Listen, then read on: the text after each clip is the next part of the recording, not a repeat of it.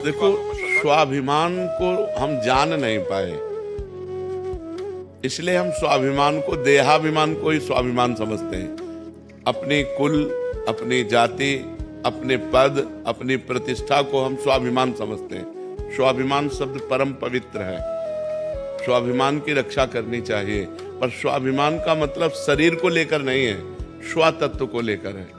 स्व तत्व आत्मा को कहते हैं। शंकर सहज स्व रूप संभारा, तो लाग समाधि अखंड अपारा। स्व आत्म तत्व को लेकर के है, भगवत तत्व को लेकर के है। स्वाभिमान हम या तो किसी जाति पक्ष को लेते हैं, या कुल धर्म को लेते हैं, या राष्ट्र पक्ष को लेते हैं। कोई ना कोई हम पक्ष लेते हैं, लेकिन स्व का सही अर्थ है आत्मस्वरूप। आत्मस्वरूप, हम आत्मस्वरूप अर्थात भगवत मार्ग के विरुद्ध नहीं चल सकते, उसे अभिमान नहीं कहते। जैसे अस अभिमान जाई जन भोरे, मैं सेवक रघुपति पति मोरे। सिया राम जी मेरे प्रीतम है, पति हैं, स्वामी हैं, और मैं उनका सेवक हूं। अब मैं धर्म के विरुद्ध नहीं चल सकता। हम अहंकार उसे कहते हैं जिसमें मैं के आगे कोई लगे, जैसे मैं अमुक, मैं के आगे जो तत्व, मैं शुद्ध ब्रह्म है, उसके आगे जो शब्द लगता है उसे अभिमान कहते हैं। लेकिन स्वाभिमान जो कहते हैं वो आत्म तत्व को लेकर, स्व आत्मा का नाम, स्व भगवान का नाम है।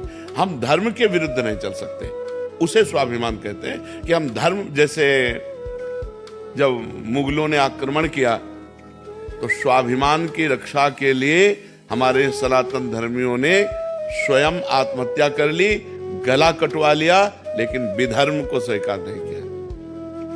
यह है स्वाभिमान, क्योंकि वो परमात्म तत्व धर्म से लेकर के जुड़ा हुआ है, उसका शरीर संबंध से नहीं है। अगर शरीर संबंध से है तो वो कुलाभिमान होगा, वो जाति अभिमान होगा, वो विद्याभिमान होगा, वो धनाभिमान होगा, वो पदाभिमान होगा। ये निंदनीय है, ये धर्म की तरफ से निंदनीय है। लेकिन अपने धर्म के लिए, जैसे अब हमारा धर्म सनातन, अब सनातन धर्म हमारा स्वाभिमान है, लेकिन सनातन धर्म कितना महान है इसको देखना होगा। सनातन ब्रह्म है, सनातन वायु है, सनातन पृथ्वी है, सनातन जल है, सनातन श्री कृष्ण है, सनातन श्री राम है। हम अपने इस धर्म के पालन के लिए प्राण त्याग देंगे तो हमारी सदगति हो जाएगी। स्वाभिमान जागतिक प्राकृतिक प्रपंच को लेकर के नहीं, वो अभिमान होता है। और जो भागवतिक धर्म को लेकर होता है उसे स्वाभिमान कहते हैं। जैसे हम अपने धर्म की रक्षा के लिए प्राण त्याग देंगे, चाहे जितना कुछ हो जाए, हम धर्म भ्रष्ट नहीं हो सकते। हमारा चाहे गला काट दिया, इसे कहते हैं स्वाभिमानी पुरुष है। अभिमानी पुरुष कहते हैं उसे जो अन्य बातों को, प्राकृतिक बातों को लेकर गर्व करता है, लेकिन ये स्वाभिमान तो बना रहना चाहिए। इस स्वाभिमान पर चोट आने पर हमें सहन नहीं करना। देखो, जिस समय वेन भागवत में कथा है, उसने अधर्माचरण की धूम मचा दी, तो ऋषियों ने जाके समझाया उनको कि आप राजा हैं, राजा का कर्तव्य होता है प्रजा का पालन करना, ना कि शोषण करना। आप प्रजा का इस तरह हानि कर रहे हैं, भगवान की निंदा कर रहे हैं, अपने को भगवान मान रहे हैं और प्रजा को गलत राह दिखा रहे हैं। आप सुधर जाओ। जब नहीं सुधरे तो संकल्प के द्वारा तत्काल मृत्यु की, और फिर मृत्यु करके उनकी भुजाओं का मंथन किया, जिससे भगवान पृथु और अर्ची का अवतार हुआ। श्रीमद् भागवत में लिखा, यह है स्वधर्म। लेकिन अन्य प्राकृतिक पदों को लेकर, बलों को लेकर वो अभिमान है, वो निंदनीय है और ये बंधनीय है। आप समझ पा रहे? लेकिन परिवार में स्वाभिमान और अहंकार, इन दोनों में फर्क? वो उसी को स्वाभिमान समझते हैं। मैं पिता हूं, तुम हमारे पुत्र हो, वो देहाभिमान को लेकर के होता है। मैं तुम्हारा बड़ा भाई हूं, मैं अमुक हूं, मैं अमुक पदाधिकारी हूं, वो सब देहाभिमान के अंतर्गत आता है, वो स्वाभिमान के अंतर्गत नहीं आता। स्वाभिमान के अंतर्गत धर्म आता है, धर्म, भगवान, ये सब स्वाभिमान के अंतर्गत आते हैं। और जब हम प्रकृति में अगर स्वाभिमान लें तो हम भारतवासी हैं। हम अपने राष्ट्र के लिए फांसी का फंदा स्वीकार करते हुए महापुरुषों को देखा है, जिन्होंने प्राणों की आहुति दे दी हमारे देश के तिरंगे की रक्षा के लिए। ये भी स्वाभिमान के अंतर्गत आएगा, क्योंकि अपने प्राणों को न्यौछावर करके धर्म की, राष्ट्र धर्म की रक्षा के लिए। तो ये भी एक अभिमान, वंदे मातरम बोल करके और फांसी का फंदा चूमकर भगत सिंह आदि।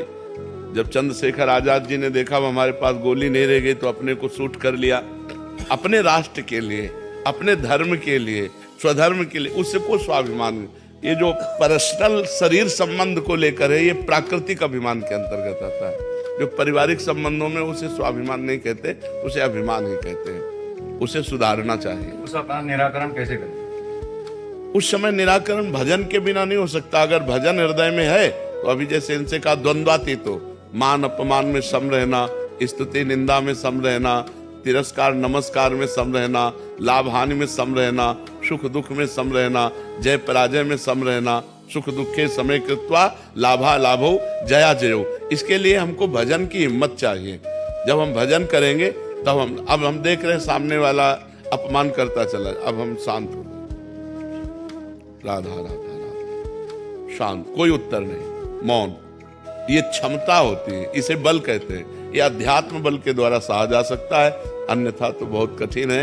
एक दो शब्द के बाद हमारे अंदर क्रोध आ जाएगा और क्रोध आते ही हमारी स्मृति ढक जाएगी, स्मृति ढकते ही विमूढ़ता आते ही गाली गलौज मारपीट ये सब शुरू हो जाएगा। तो हमें लगता है नाम जप करके अध्यात्म बल को हम हृदय में धारण करें और गंभीर बने। उसे स्वाभिमान नहीं कहते। स्वाभिमान धर्म, राष्ट्र, भगवान, आत्मस्वरूप को लेकर के होता है। स्व शब्द आत्मस्वरूप के है, स्वरूप, स्वरूप आत्मा को कहते हैं। शंकर सहज स्वरूप संभारा, लाग समाधि अखंड पारा, स्व भगवत तत्व को कहते हैं। अंतर है महाराज जी। मोक्ष होता ही नहीं है। जो मोक्ष कहा गया है वो ये बात कही गई जैसे हमने माइक पकड़े, हमने छोड़ दिया, इसी को मोक्ष कहते हैं। आत्मा को कभी, हमको कभी माइक पकड़ सकता है क्या? तो जड़ शरीर आत्मा को कभी पकड़ सकता है क्या? कभी नहीं। आत्मा ने इसे स्वीकार किया। ये भूल मिट जाना ही मोक्ष है। जो मैं शरीर हूं ये भाव बन गया, ये भूल मिट जाना ही मोक्ष है। इस स्थिति में भी कभी बंधन आत्मा का नहीं है। इस स्थिति में, अज्ञान की स्थिति में भी कभी आत्मा का बंधन हुआ ही नहीं। त्रिकाल में न पहले था, न अब है, न बाद में होगा। जब देखो गोस्वामी तुलसीदास जी लिख रहे हैं बड़ी सूक्ष्मता से, जड़ चेतन ही ग्रंथि पड़ गई।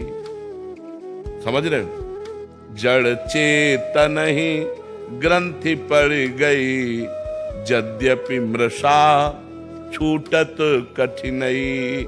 यद्यपि झूठी है, जड़ चेतन की ग्रंथि कभी लगी नहीं सकती, पर छूटत ही कठिनई, क्योंकि हमने पकड़ रखा है। हमने मान लिया शरीर मैं हूं, हमने मान लिया हमारा परिवार है, हमने मान लिया मैं कर्ता भोक्ता हूं। अब बन गए। यही कर्ता भोक्ता भाव जब दिव्य ज्ञान के द्वारा हटता है और ये भाव आ जाता है कि मैं ब्रह्म हूं, तत्त्वमसि, मैं वही परम तत्व, ये बोध अपने आप से अपने आप का हो गया, मुक्त हो गया। क्योंकि पहले भी मुक्त था, बाद में भी मुक्त रहेगा, बीच में भी मुक्त है। उसने पकड़ रखा, उसको किसी ने नहीं पकड़ रखा, कोई गांठ नहीं बनी। पर छूटत कठिनाई बिना साधना के छूट नहीं सकती है। समझ पा रहे हो? और कल्याण का मतलब है कि जैसे आपकी दुर्गति रुक गई, आप तप लोग गए, जन लोग गए, महार लोग गए, ब्रह्म लोग गए, स्वर्ग लोग गए, उत्तम लोगों को, ये बात है। लेकिन मोक्ष होना मतलब जन्म मरण चक्र से ही निवृत्त हो जाना। किसी लोकांतर में भटकने की बात नहीं, जन्म मरण से ही मोक्ष होगा। अब जन्म मरण नहीं होगा। जिसको ये बोध हो गया मैं करता नहीं, मैं भोगता नहीं, मैं शरीर नहीं, मैं तो परमात्म स्वरूप हूं, ऐसा बोध हो गया, वाणी से नहीं स्वयं से हो गया। उसकी पहचान है कि उसे कभी मोह नहीं व्याप्त होगा, उसे कभी काम नहीं सताएगा, उसे कभी क्रोध नहीं आएगा, उसे कभी लोभ, ये सड विकार जित अनघ अकामा, कोई उसके अंदर कामना नहीं। वो निष्पाप महापुरुष परम पवित्र आत्म स्वरूप को जो प्राप्त हो गया वो दिव्य हो जाता है। समझ पा रहे हैं? जानवर गधे का उदाहरण दिया, उसको उसका मालिक बांध देता पर न, जैसे हम ऐसे सोचते हैं जैसे वो गधा तो ऐसे भाग भी सकता है, ऐसे हम नहीं भाग सकते। मैं खुद परमात्मा हूँ, ऐसा वाणी से अनुभव, ज्ञान से ही अनुभव होगा, भजन से ही अनुभव होगा, भजन से अपने आप से नहीं होगा। नहीं, भजन जब तक नहीं करोगे तब तक ऐसे कैसे अनुभव होगा? जैसे अभी आप ये जान लो हमसे कि आप शरीर नहीं हो, लेकिन आपको पीड़ा होगी तो महसूस होगा ना मेरे को रहे। आप दर्पण में देखोगे तो महसूस होगा ना मैं अपने को देख रहा हूं, क्योंकि ये बोध नहीं हुआ, ये वाणी से केवल हो गया। और जब बोध हो जाएगा तो आप कहोगे नहीं कि मैं ब्रह्म हूं, वो अनुभव होता रहेगा और सब दुख सुख समान भाव से सहते हुए जीवन यात्रा पूरी हो जाएगी। जी। महाराज जैसे हम आपने बता रखा नाम जपते हुए सोना चाहिए, हाँ। ऐसे मैं सोता हूँ पर न गृहस्थ जीवन में है अशुद्ध हो जाते हैं सोते। हाँ हाँ हाँ, तो नाम जब तो उस समय भी कर सकते तंद्रा में चलते हैं तो न अपने आप मंत्र सफरित होने लगता है, इससे